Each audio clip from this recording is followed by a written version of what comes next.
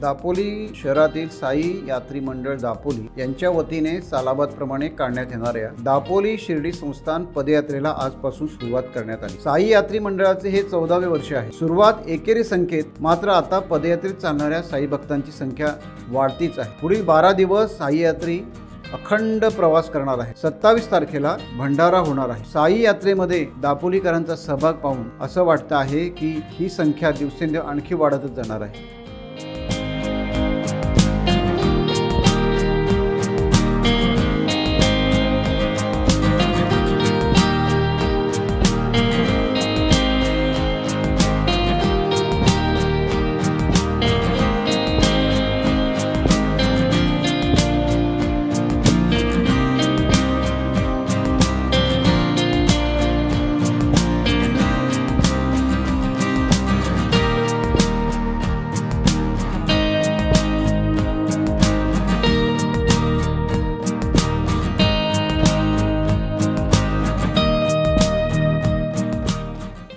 Times डिजिटलला like करा, subscribe करा, share करा आणि बेल आयकॉन दाबायला विसरू नका।